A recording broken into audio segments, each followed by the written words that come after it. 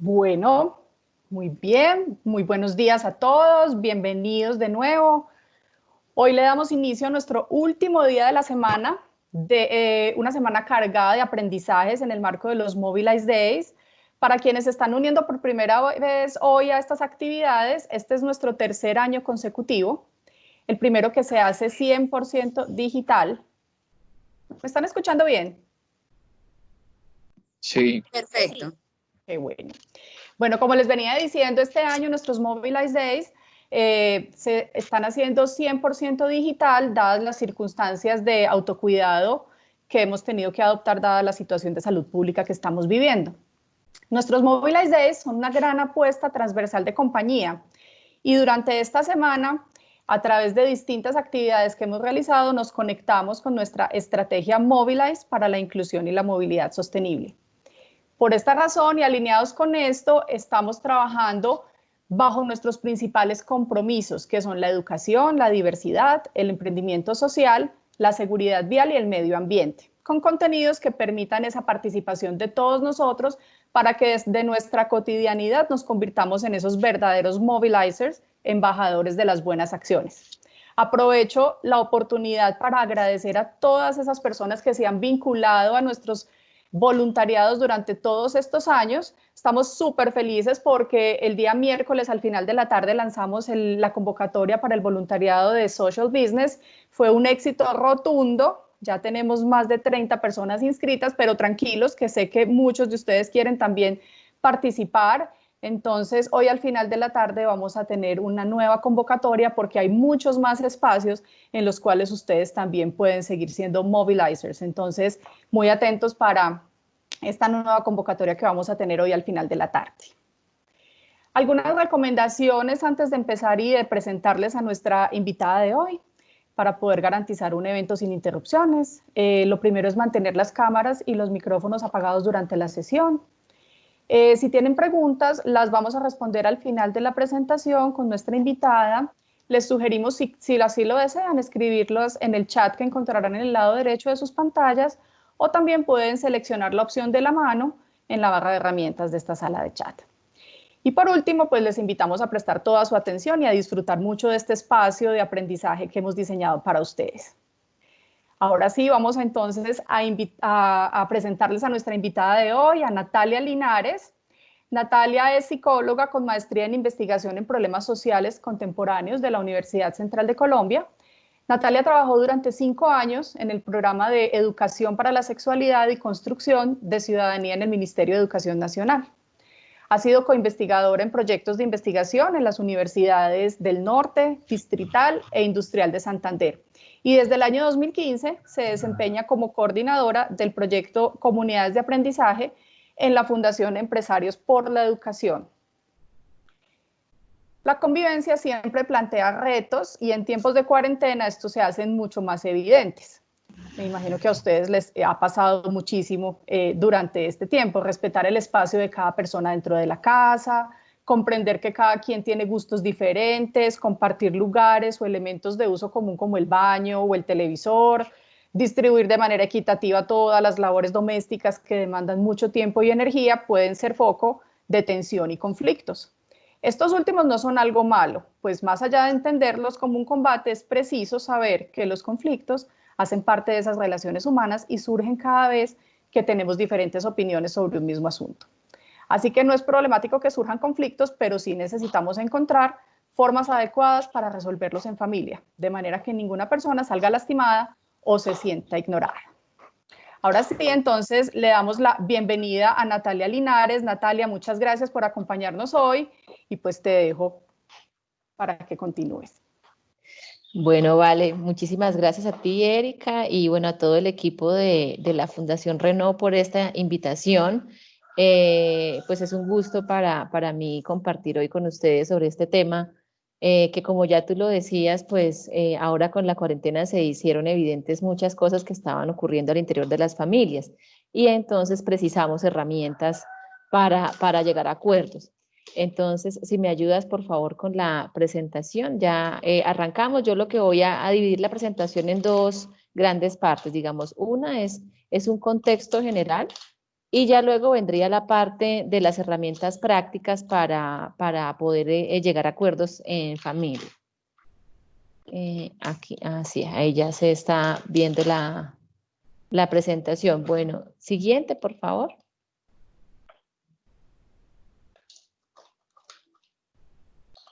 Entonces, como lo señalabas, Erika, pues esta situación de la cuarentena, pues producto de la pandemia por el COVID-19, nos llevó a un escenario que no habíamos tenido antes, que era, si quieres darle ahí otro clic, por favor, que es el desafío de convivir las 24 horas del día de los 7 días de la semana, pues con todos los miembros de nuestra familia.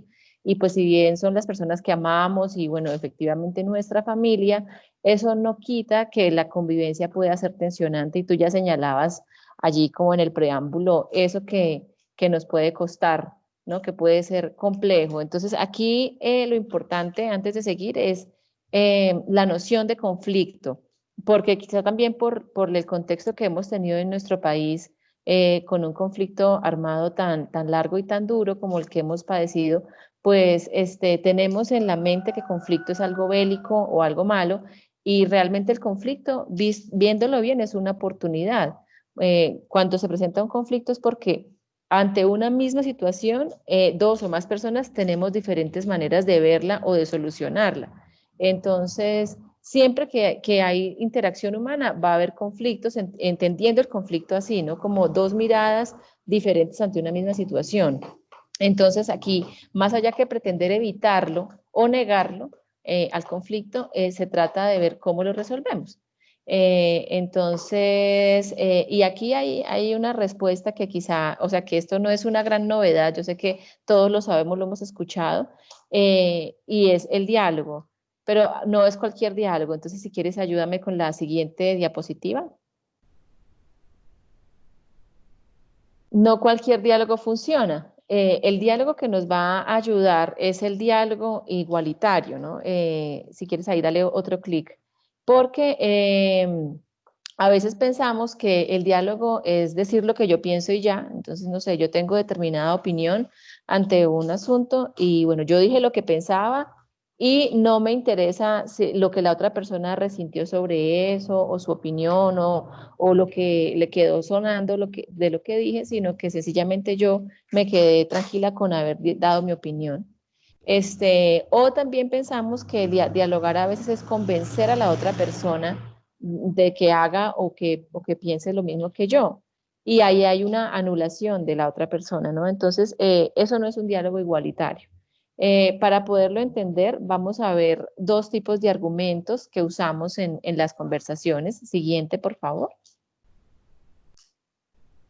Y usualmente hay dos tipos de argumentos, ¿no? Digamos, desde esta postura que les estamos compartiendo. Entonces están los argumentos de poder y los argumentos de validez. Los argumentos de poder son aquellos cuyo único sustento es el rol o la jerarquía de la persona que lo dice. Digamos que en sí mismo no tienen una fuerza, sino que es dependiendo de la jerarquía o del cargo o del rol que ocupa en determinada relación una persona y entonces expresa un argumento. Entonces, por ejemplo, cuando en familia se le dice al hijo o a la hija, bueno, llegas aquí a las 10 de la noche, porque yo lo digo, ¿no? Que es una respuesta que, bueno, hoy no tanto, pero sí se escuchaba mucho en las familias hace unos años, el porque yo lo dije, ¿verdad? Es un argumento total de poder.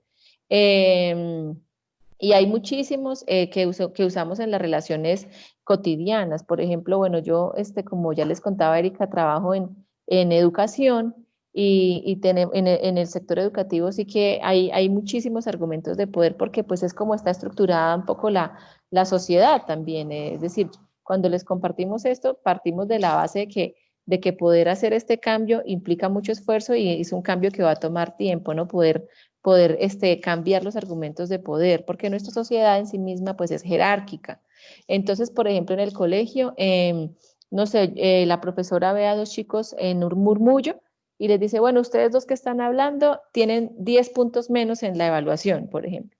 Y los chicos, ¿pero por qué? Porque están hablando, porque yo lo digo. Sí, entonces son ese tipo de argumentos que cierran el diálogo, mientras que los argumentos de validez van a ser todo lo contrario. Un argumento de validez siempre va a aportar al entendimiento de todas las partes y siempre está abocado a la construcción de consensos.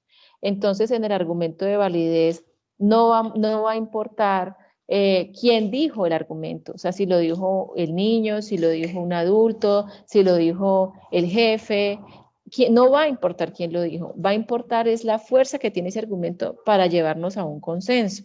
Entonces, por ejemplo, en lo que les decía, hoy en día, con el tema de las salidas, ¿no? De los adolescentes de casa, cuando nos piden un permiso, pues uno dice, bueno, llegas aquí a tal hora, a las 10 de la noche, y va a haber una pregunta, bueno, pero ¿por qué a esa hora? Entonces, yo como familiar puedo, o como adulto responsable de la casa, puedo ponerme como muy sobre la raya y decir, pues porque sí, porque yo lo digo, porque, o puedo decir, bueno, porque mañana vamos a madrugar, ya habíamos quedado en eso, o porque ya las veces anteriores que saliste tuviste mucho más tiempo, esta vez habíamos acordado algo distinto, entonces hay una intención de construir un acuerdo, de construir un consenso con los argumentos de validez.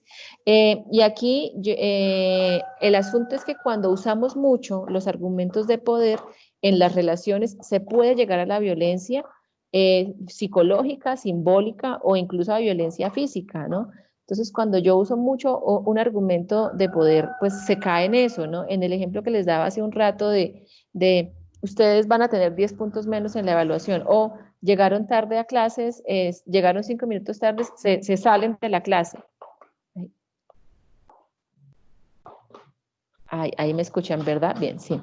Llegaron tarde, entonces se salen de la clase. Entonces, cuando yo uso ese tipo de argumentos, lo que la persona recibe es violento, ¿no? Es fuerte, es pesado, se siente mal, hay a veces vergüenza o hay humillación. En cambio, cuando usamos argumentos de validez, eso no ocurre y aunque, como lo decía, aunque pueda sonar de pronto una utopía, la idea es que procuremos buscar siempre eso, o sea, que los argumentos con los que nos movemos son argumentos de validez y cuando nos movemos con argumentos de validez estamos en un diálogo igualitario. Bueno, para seguir un poco sobre este tema que hace parte como del contexto de esta parte inicial de esta conversación de hoy, vamos a mirar también qué ha pasado y por qué es importante el diálogo igualitario. Entonces, por favor, le das siguiente.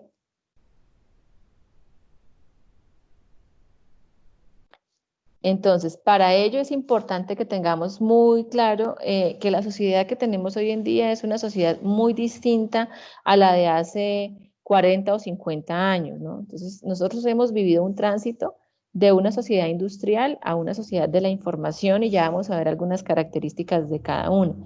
En la sociedad industrial, efectivamente, se hacía lo que decían las autoridades convencionales, ¿verdad? El padre de familia, el profesor, el médico, se seguía ciegamente y se obedecía. La obediencia era un valor, era considerada como una cualidad importante a fomentar.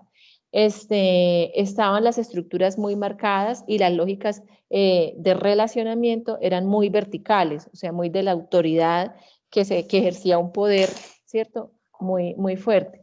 En cambio, en la sociedad de la información que tenemos hoy en día, que no se llama de la información solamente por el Internet y por las tecnologías de la información, sino porque el diálogo está presente en todas las esferas de la vida y cada vez más. Entonces, y ya les voy a dar también ejemplos. Entonces, en esta sociedad de la información, la forma de entendernos y la forma de comunicarnos es distinta, es muy distinta a la sociedad industrial.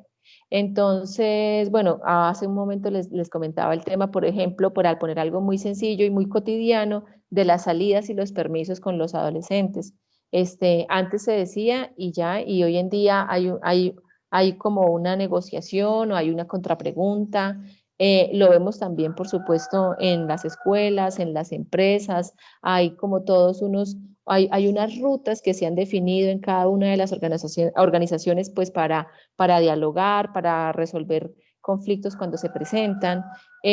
Recordemos, por ejemplo, no sé si quienes nos escuchan vivieron o estuvieron en las escuelas de hace este tiempo, pero yo sí, pues por ejemplo, lo que me han contado personas mayores es que antes en las escuelas los castigos, se hacían castigos físicos, como por ejemplo pegarle con una regla en las manos a los niños y las niñas cuando hacían algo que no estaba permitido, quizás, digamos, copiaron en una evaluación o hablaron en clase o comieron en clase.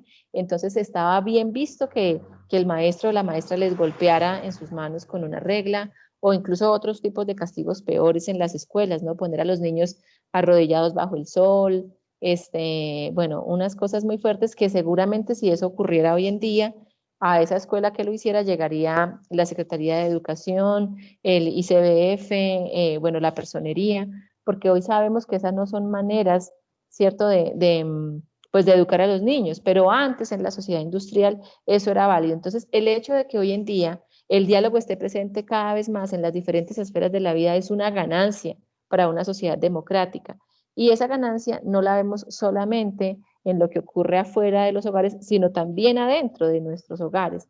Este, eso no quiere decir, por supuesto, que hoy entonces ya todos nos guiamos por el diálogo. Y es, como lo decía en la anterior lámina, es más un horizonte al que queremos llegar, pero es clarísimo que han cambiado las relaciones. Para poner otro ejemplo, en el ámbito, por ejemplo, de la salud, antes cuando uno iba al médico, iba muy a ciegas, ¿sí? No sé, tenía un dolor como en la parte en el estómago, y uno iba pues como a ver qué decía el médico, qué diagnóstico daba, qué prescripción recetaba, y uno seguía la prescripción y listo. Pero hoy, cuando uno tiene ese síntoma, le comenta, no sé, a un amigo, a los familiares, de pronto consulta por internet, entonces, mire, tengo este dolor, no, ay, mire, a mí me pasó lo mismo, le pueden decir, y me recetaron tal medicamento resulta que tiene efectos súper complicados de manejar, efectos secundarios, entonces yo me meto, busco en internet, resulta que sí, veo varios foros en los que las personas se quejan sobre los efectos de ese medicamento, y entonces cuando yo voy a la consulta con el médico, yo ya llevo un montón de información de manera que si el médico me prescribe el mismo medicamento que yo ya leí, que tenía unos efectos, que no era tan bueno, etcétera, yo como paciente le contrapregunto. Le puedo decir, venga doctor, pero yo escuché esto, leí esto, bueno, me informé de tal y tal cosa. Entonces, la relación cambia.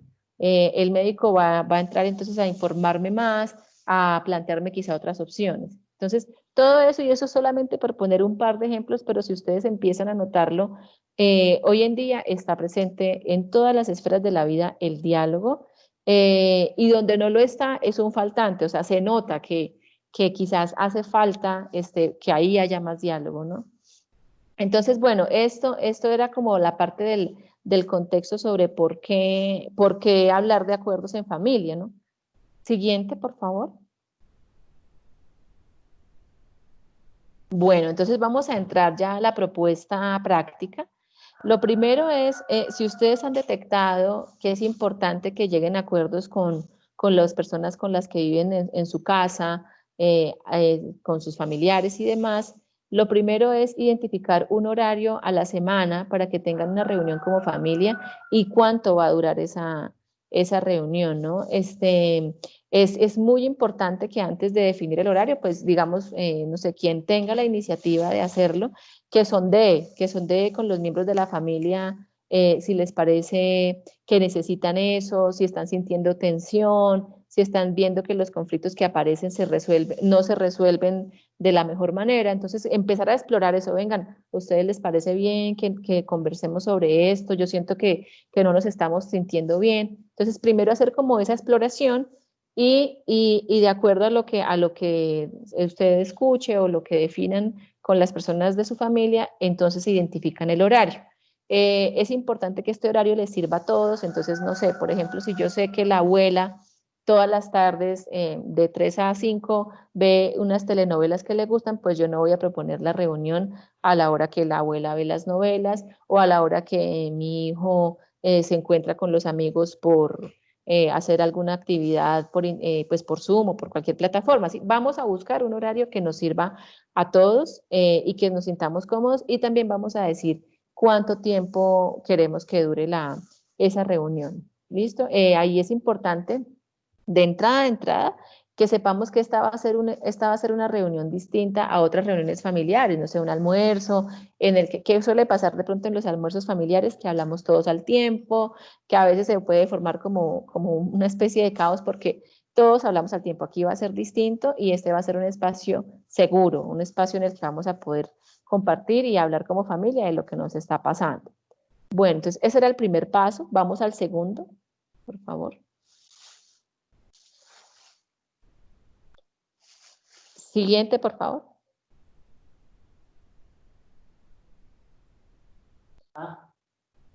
Bueno, entonces, ay, pero aquí me sale, ¿ese es el 3? 2, nos saltamos el 2.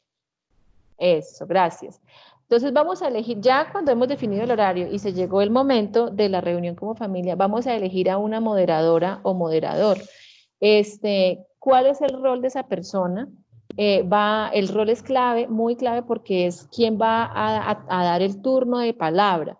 Y a veces, pues algunas familias podrán decir que esto puede ser un poco acartonado, pero es una muy buena manera que hemos encontrado para evitar que pase lo que suele pasar en otro tipo de reuniones familiares, lo que decía hace un rato, ¿no? Que hablamos todos al tiempo, o que quizá a los niños o a los pequeños de la casa no los escuchamos porque siempre hablan los adultos. Entonces, el rol de esa persona que va a moderar nuestra reunión familiar, este es importantísimo para garantizar que todos vamos a tener la misma oportunidad de hablar y de ser escuchados. No tiene que ser necesariamente un adulto, puede ser un niño de la familia, y lo que va a hacer es que va a tener una libretica o una hoja de papel y va, según el orden en el que pidamos la palabra, él va a escribir. Entonces, bueno, primero va mi papá, luego va el abuelo, luego mi hermano. Entonces, él escribe el orden y él va asignando los turnos para opinar. ¿Listo? Entonces, elegimos a ese moderador o moderadora. Siguiente, por favor. Entonces, luego de eso, vamos a empezar a hacer un listado de los conflictos que estamos teniendo.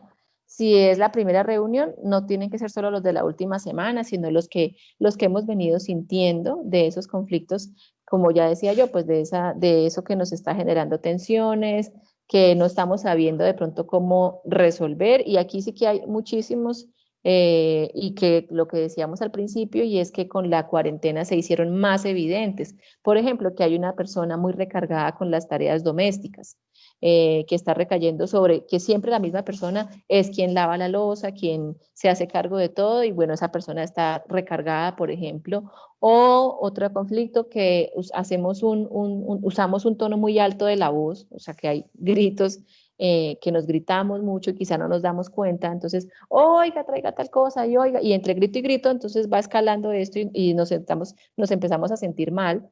El tema de las tecnologías también, no sé, y en familias donde hay adolescentes, esto es clave porque sabemos que suelen pasar mucho tiempo pegados pues a los dispositivos tecnológicos, aunque la verdad ya no son solo los adolescentes, todo el mundo hoy en día, de la intromisión de la tecnología en la vida cotidiana pues nos pasa a todos. Entonces, en fin, un abanico de todo lo que está pasando. Entonces, esa es como la primera ronda. Vamos a hacer un listado de los conflictos de la semana. Aquí es muy importante como tener presente que tengamos la posibilidad de hablar con tranquilidad, ¿no? Es decir, que podamos, y con sinceridad, porque de pronto hay alguien en la familia que está sintiéndose cargado. Bueno, este es el espacio para que lo comparta y ya vamos a decir de qué manera también, ¿no? Porque es importante tener como claras algunas características de estas reuniones familiares que ya les voy a compartir. Bueno, siguiente, por favor. Entonces, una vez que ya hicimos nuestro listado de los conflictos o de esas situaciones que están siendo tensionantes para nosotros, vamos a empezar a abordar una por una. Entonces, supongamos, para volver al ejemplo que daba hace un momento, el tema de las labores domésticas, y es que hay una persona muy recargada y bueno, que quizá, yo sé que no es un secreto para nadie, que usualmente esto recae sobre las mujeres de la casa. Entonces, bueno, ¿cómo abrir el diálogo para que esto pueda ser más equitativo, más igualitario, y que todos hagan su parte, ¿no? Dentro de las labores de cuidados y domésticas? Entonces, supongamos que esa es la primera situación, vamos a abordarla. Aquí va a ser muy importante tener varias cosas claras. La primera es que nos vamos a enfocar en la situación y no en la persona, ¿no? Entonces, no se trata como, esto no es un tribunal, esto no es como un asunto de un juicio en el que ya sabemos que quizá quien hace más desorden es el niño de la casa que tiene 9 años, entonces todos vamos a decir, uy, sí, es que estamos súper cansados, es que Andrés, es que él, es que todo el tiempo deja. No va a ser eso, sino que vamos a ser muy claros en expresar lo que nos molesta, que es la situación, más que la persona. No se va a volver esto una oportunidad de atacarnos o de hacernos señalamientos y juicios, sino decir, bueno, a mí lo que me está generando malestar en la casa es que soy solo yo quien se hace cargo de las cosas y que hay mucho desorden. Es decir, entonces, bueno, eso es súper clave, enfocarnos en la situación. Por otra parte, es muy importante que tengamos presente que este va a ser un espacio diferente, es decir, eh, como familia, pues lo que nos une en últimas es el amor, por muchas diferencias que tengamos, por mucho que quizá haya cosas que no compartimos, pues porque como individuos cada quien tiene sus gustos, sus preferencias y demás, pero en últimas somos familia. Entonces, estas reuniones van a ser una oportunidad para vivir eso, esa confianza, ese respeto, y es posible que cuando empecemos a abordar situación por situación, alguna persona de la familia que quizá venga sintiendo una carga, la desahogue ahí. Entonces es posible, puede ocurrir que alguien de pronto empezó a llorar porque venía cargando una cosa que ya no puede contener más y en ese momento de la reunión familiar llora. ¿Qué vamos a hacer ahí? Acoger esa expresión de ese sentimiento de la persona, lo vamos a contener, nadie lo va a juzgar o le va a decir, ay, pero es que usted como siempre es la llorona de la casa, nada de eso, o sea, no va a haber burlas, no va a haber críticas, sino que vamos a respetuosamente a acoger ese sentir y a esperar que la persona pueda hacer su desahogo. Alguien le puede, pues le pasan un pañuelo, le podemos dar un abrazo, por supuesto, y vamos a estar ahí sin juzgar el desahogo de la persona, sino siendo muy respetuosos. Y aquí algo muy lindo que nos hemos encontrado al hacer este ejercicio con las familias que participan en el proyecto en el que trabajamos en la Fundación Empresarios por la Educación de Comunidades de Aprendizaje, es que si bien al principio les cuesta porque no estamos acostumbrados a hacer esto, cuando siguen haciéndolo, realmente esto lo que hace es afianzar muchísimo los vínculos, porque antes no teníamos esta oportunidad en familia, antes o nos vivíamos cada quien tensionado y cuando explotaba era en la pelea, en el conflicto, en el grito, porque acumulo y cuando ya saco pues es un poco fuerte. O no nos decíamos las cosas y se sentía esa tensión en el ambiente. Entonces, hacer este tipo o propiciar estos espacios, lo que nos va a generar un ambiente de más respeto, de más cuidado como familia y de mucho más amor, ¿no? De sentir de verdad, pues, el amor que nos une. Entonces, bueno, esa es la parte de abordar situación por situación. Es posible que a veces, si habíamos dicho, bueno, esta reunión va a durar 1 hora, se nos va la hora y quizá alcanzamos, habíamos dicho inicialmente que el listado de conflictos, voy a decir cualquier cosa, eran 6, y aquí vamos en la segunda situación y se nos acabó, no importa, porque vamos a repetir esta reunión. Ahorita ya les comparto de eso. Bueno, siguiente, por favor. Entonces viene ya la parte de construir acuerdos. Entonces, estábamos en el ejemplo de las labores domésticas. Entonces, ya expresamos, cada uno dijo lo que opinaba sobre la situación, vamos a construir el acuerdo. Es muy importante que tengamos una hoja de papel para que escribamos el acuerdo. Es muy importante también que los acuerdos sean lo más concretos posibles. Aquí a veces la dificultad está en que nos quedamos en temas abstractos. Por ejemplo, vamos a respetarnos, por decir cualquier cosa. o vamos a tratarnos bien. Y eso, claro, eso está bien, lo que pasa es que no es aterrizado. Necesitamos que los acuerdos nos sirvan mucho para saber cómo movernos en lo cotidiano. Entonces, en el tema, por ejemplo, de esto de las labores domésticas, sería quizá poner horarios o distribuir roles muy concretamente. Fulanito se va a hacer cargo del lavado de la loza, sutanito se va a hacer cargo de poner la ropa en la lavadora y de colgarla, en fin, como cosas muy concretas que nos ayuden a movernos en el día a día, porque pues tratarnos con respeto, claro, por supuesto que es un ideal y es una aspiración, pero muchas veces no lo ponemos en las palabras cotidianas que nos ayuden a funcionar en el día a día. Entonces va a ser bien importante que los acuerdos sean muy concretos, que los pongamos en una hoja de papel y luego los vamos a poner en un espacio visible.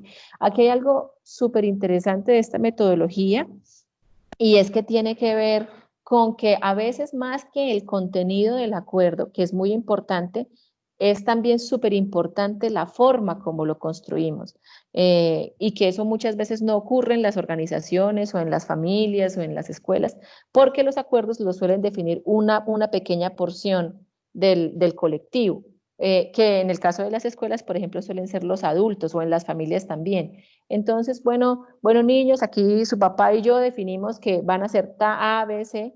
Claro, y es función de los padres de familia, de los padres y madres, poner límites, por supuesto, y dar alguna suerte de normas, claro, pero si nosotros queremos que los acuerdos se cumplan, es clave que los niños y las niñas participen en la construcción. Por eso esta metodología, digamos, tiene tantos efectos positivos porque como ellos hicieron parte de la reunión y dijeron, no, no me queda claro, o así como quedó redactado, no lo entiendo, o en fin, y se redacta el acuerdo de manera que tenga sentido para todos, es ese sentido el que a mí me va a servir para que cuando yo no quiera recoger los zapatos que dejé botados en la mitad de la sala y alguien amorosamente de la familia me acuerde, recuerdas que hicimos un acuerdo y que entonces yo me paro y voy y recojo los zapatos. No me van a salir con, pues como con el regaño, es que usted siempre deja tirada tal cosa, sino que me van a recordar que yo participé de la construcción de ese acuerdo porque es lo que suma al colectivo, que es la familia. Entonces, por eso la construcción del acuerdo colectiva es fundamental pues para que realmente después se vaya cumpliendo. Listo, entonces ahí ya hicimos los acuerdos. Como comentaba hace un momento, si alcanzamos a llegar a un solo acuerdo, está perfecto. Lo importante es que hayamos hablado todos, nos hayamos escuchado y acordamos cuándo va a ser la siguiente reunión. ¿Y qué hay? Vamos a la siguiente diapositiva, por favor. Y acá, en la siguiente reunión, justamente va a ser retomar lo acordado. Entonces, en el caso que no hayamos terminado con el listado de conflictos, recuerdan que quizá puede ocurrir que salieron varios y no nos alcanzó la primera reunión para tocarlos todos, aquí vamos a continuar con revisando esos que nos hizo falta, o sea, sobre los conflictos que nos hace falta llegar a un acuerdo, pero también vamos a darle un espacio en esas reuniones a retomar eso que acordamos. Bueno, entonces familia, ¿cómo nos fue? ¿Cómo nos sentimos con ese acuerdo? ¿Lo cumplimos o no lo cumplimos? No lo estamos cumpliendo. Entonces, ¿qué pasa? Entonces, por ejemplo, puede ocurrir que voy a poner nuevamente el ejemplo del menor de la casa, del niño de 9 años que deja los juguetes siempre desordenados, o sea, los deja regados en diferentes partes de la casa. No lo estás cumpliendo, ¿qué pasó? Entonces él va a decir, no, es que a mí no me gusta recogerlos solos. Ah, bueno, entonces lo que quizá puede hacer es que alguien, la hermana o yo o alguien de la familia le acompañe a organizar pues los juguetes, a organizar su desorden. Quizá es eso lo que hacía falta para que lo cumpliera. Entonces aquí, digamos, más que todo el llamado es a que seamos conscientes que como todo en la vida, pues va a implicar un trabajo de tiempo, de paciencia, porque como no estamos acostumbrados a manejar, digamos, a vivir la vida así, con acuerdos y con acuerdos que han sido construidos de esta manera, es posible que al principio algunos no se cumplan, pero no nos vamos a frustrar por eso, o sea, no, ay, sí ve, hicimos una reunión, nos escuchamos, dijimos esos acuerdos y no lo están cumpliendo fulanito ni sutanito. No, no se trata de eso. Bueno, ¿qué es lo que pasa? ¿Por qué no se está cumpliendo? es muy difícil, qué es lo difícil y cómo te podemos ayudar los demás integrantes de la familia para que cumplas tu parte del acuerdo, ¿no? Entonces, eso, la práctica, digamos, reiterada, es lo que va a hacer que esto tenga cada vez más sentido y que sea pues mucho más armónica la convivencia. Sin, no tampoco no quiero, digamos, hacer como una idea romántica de que ya con esto nunca más va a haber una tensión o una dificultad en familia, pero nosotros ya vamos a saber que podemos encontrar una vía desde el diálogo para hacer un acuerdo que nos beneficie a todos, en el que todos nos sintamos, digamos, tranquilos, reconocidos, en el que yo di mi voz, todos, mi hermano, la abuela, el niño, en fin, todos pusimos nuestra voz y eso es lo que lo hace valioso. Entonces, eso sería como esta es la última parte, es retomar lo acordado y definir con qué periodicidad vamos a hacer estas reuniones. Es posible que al principio decimos, bueno, cada 8 días vamos a hacer esto los domingos, 5 de la tarde, por decir cualquier cosa, y necesitamos hacerlo con esa frecuencia. De pronto después decimos, bueno, ya tenemos muchas cosas claras, vamos a hacerla cada 15 días y ya luego según lo que necesitemos como familia. Entonces, esa sería esta parte, la parte final y bueno, ya aquí, siguiente, por favor, aquí ya, bueno, con esto voy cerrando esta parte de lo que les queríamos compartir.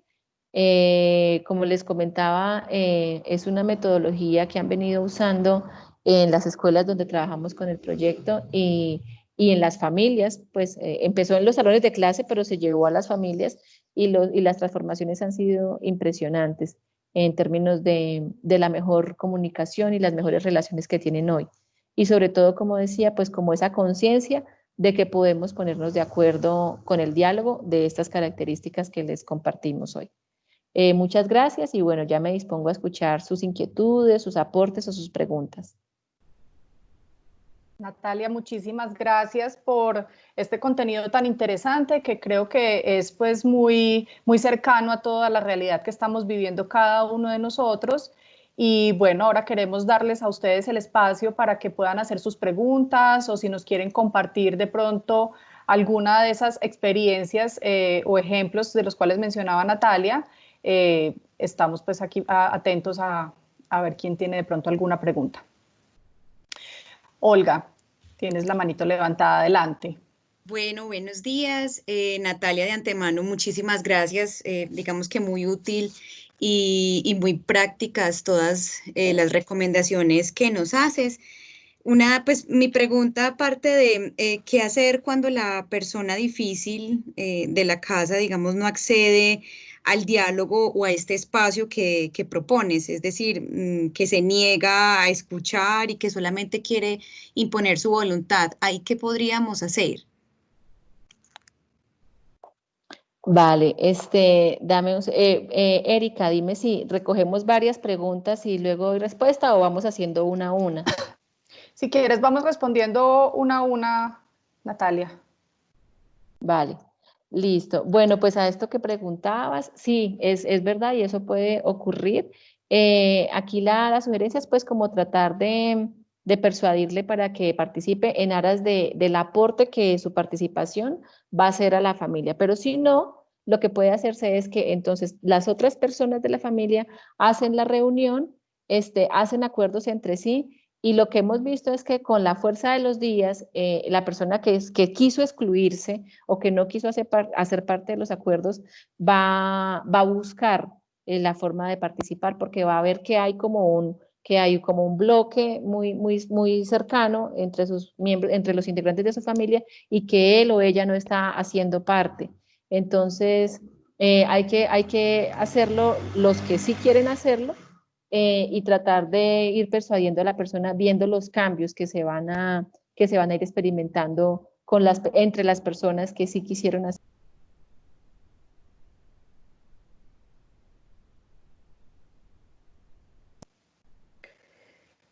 Perfecto. Natalia, muchas gracias. ¿Alguien más de pronto tiene alguna pregunta? Mientras se van animando a preguntar, yo tengo una, Natalia.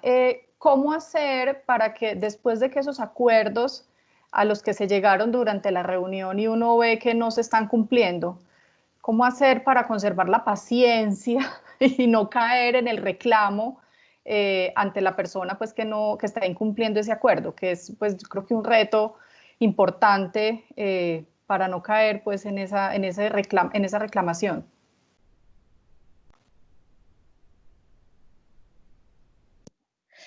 Yo creo que al principio va a ser difícil, nos va a costar trabajo, ¿no? Porque estamos acostumbrados a eso, o sea, al reclamo o un poco a lo que, a la comúnmente conocida como la cantaleta, o sea, estamos acostumbrados a movernos en eso, pero quizás sobre eso también puede hacerse un acuerdo, y es decir, de qué manera nos podemos llamar la atención entre nosotros cuando vemos que alguien no está cumpliendo lo que definimos, o cómo nos podemos decir las cosas. O sea, ponerlo también sobre la mesa va a ser importante para ayudarnos pues a hacerle el señalamiento a alguien que no lo está cumpliendo. Y en las reuniones, como decía, periódicas en las que se van a tener, pues poder poner sobre la mesa, mira, qué es lo que te está costando, o sea, qué es lo que está siendo difícil para ti de cumplir determinado acuerdo que ya definimos, cómo lo organizamos diferente. Y bueno, es un hábito, es decir, al principio nos va a costar, yo sé, al principio vamos a tener como esa tendencia, pero mientras más hagamos las reuniones y ejercitemos el diálogo, vamos a encontrar otras maneras más creativas de llamarle la atención a la persona que no lo está cumpliendo y sobre todo preguntarle. Entonces, bueno, para ti, ¿qué es lo difícil o por qué te cuesta tanto? Viendo que ya todos estamos haciendo nuestra parte y la partecita que falta que tú hagas nos perjudica a todos, ¿no?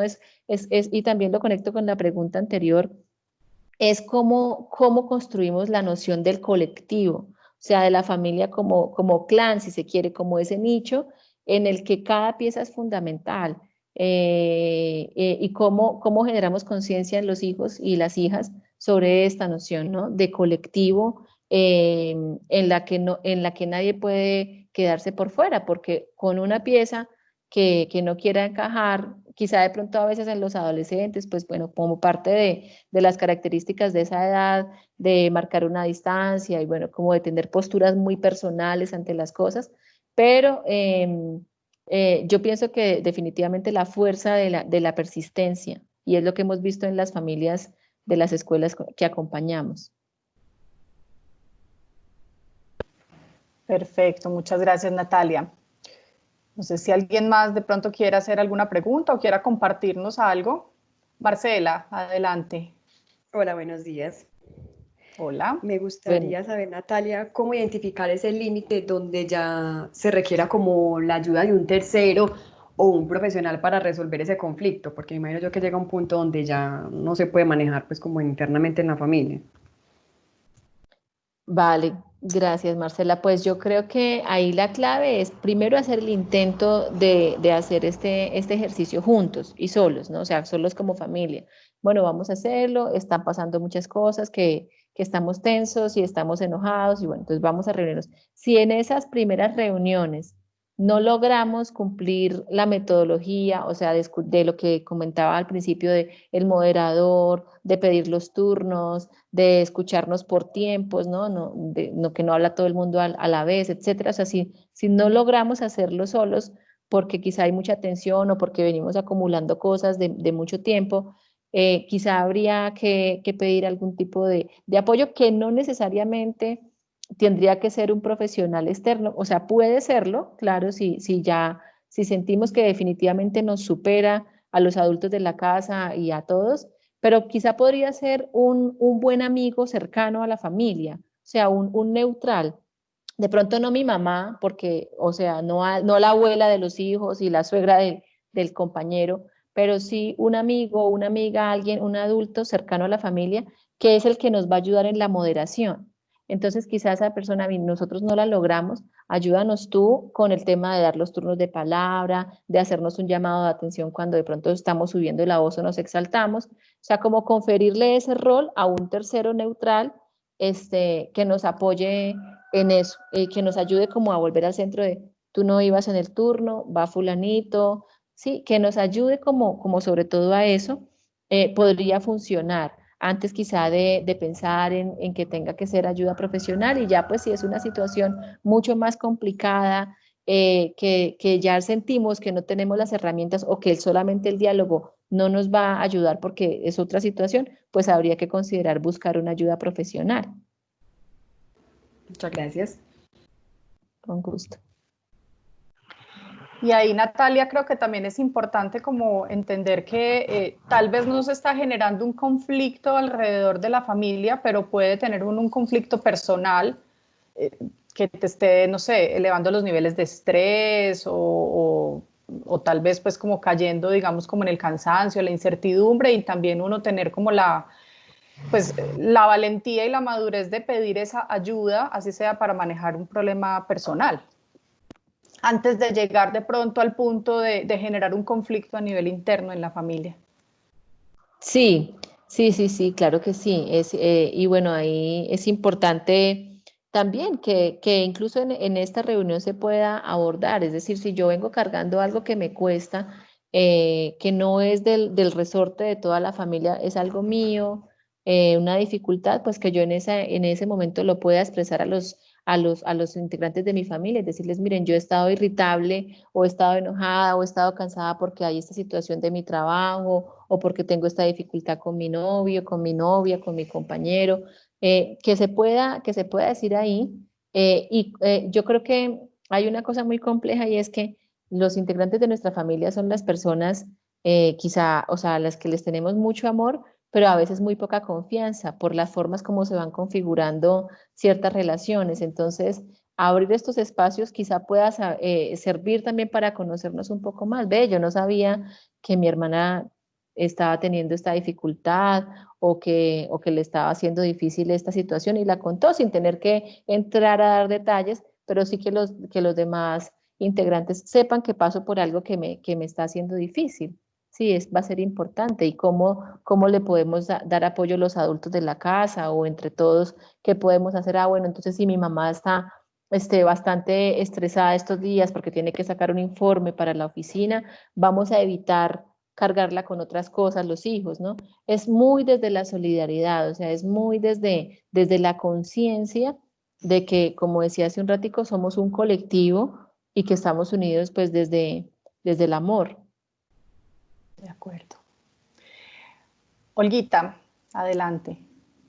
Bueno, tenía otra inquietud y es que esta situación de salud pública, pues mundial que estamos atravesando, ha obligado de pronto a que ciertos núcleos familiares se transformen, ¿cierto? O sea, es decir, los hijos que si habían tengan que regresar o por X o Y razones hayan regresado a la casa de sus padres, ya crecieron. Entonces, ¿cómo proporcionar una relación de diálogo o una relación amable para que no termine convirtiéndose en una relación basada en el poder de los padres que siguen imponiendo su autoridad en los hijos que ya crecieron, que ya tienen su vida y que ya son profesionales y también adultos, ¿no? Y pues en esa relación de poder pueden caer en pretender tratarlos como los adolescentes, ¿no?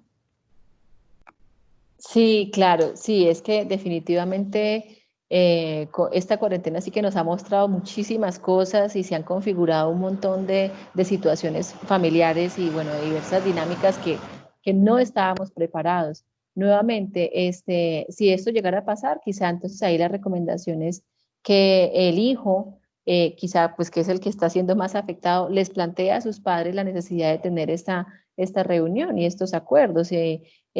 Como hijo y pues como familia que necesitan poder llegar a unos acuerdos allí de respeto, de su individualidad y bueno, que puedan conversar y que también él pueda escuchar dónde está el malestar de sus papás. Ah, bueno, es que no se han dado cuenta que él ya creció, que es un adulto, bueno, pero que puedan hablar, ¿no? Que puedan escucharse y que él pueda en un espacio seguro, o sea, tranquilo, donde no va a haber juicios, pues poder decirles, miren, yo estoy sintiéndome así, de esta manera, y bueno, o sea, yo creo que la clave va a estar en abrir la posibilidad de dialogar y siempre teniendo presente lo que compartíamos al principio, y es, este no es un diálogo cualquiera, o sea, esta no es una reunión familiar cualquiera en la que vamos a hablar de todo, sino que necesitamos poner sobre la mesa unas situaciones que nos está costando sobrellevar, que nos está cargando, que nos está haciendo la convivencia difícil, y que en aras de contribuir a la armonía, familiar, pues necesitamos conversar. Sí, habría que ponerlo, habría que abrir ese espacio para hablarlo y ver qué sale, ¿no? Y que él escuche, bueno, qué es lo que pasa, qué es lo que están percibiendo sus padres, etcétera, ¿no? De acuerdo. ¿Alguien más de pronto quiere hacer alguna pregunta para Natalia?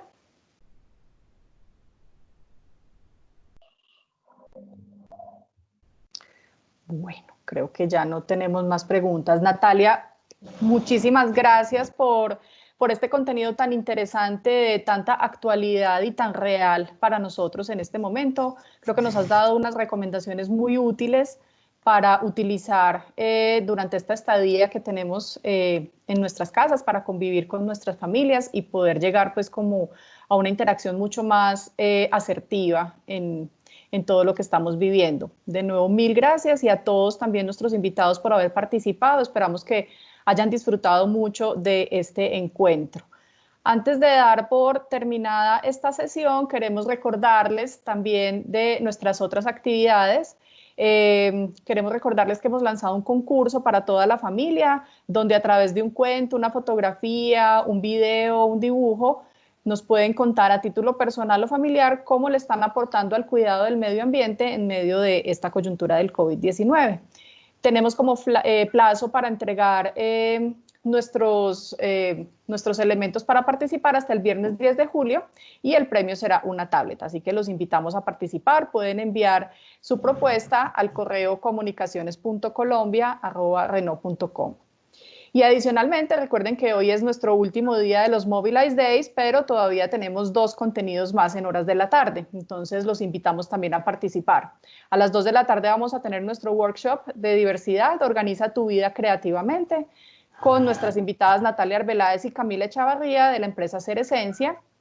Y a las 5 de la tarde, para hacer nuestro cierre de los Mobilize Days, tendremos la conferencia ¿Por qué mi rol como individuo es importante para hacer la diferencia?, con un invitado muy especial que es el doctor Andrés Aguirre, director del Hospital Pablo Tobón Uribe. Los invitamos muy especialmente entonces para que nos acompañen. Y recuerden que en Renault Sofasa somos mobilizers, embajadores de las buenas acciones. Muchísimas gracias a todos, que tengan una feliz mañana. Muchas gracias. Y a Natalia, mil gracias nuevamente por habernos acompañado. A ti, Muchísimas gracias. Feliz día. Gracias. Chao. Chao.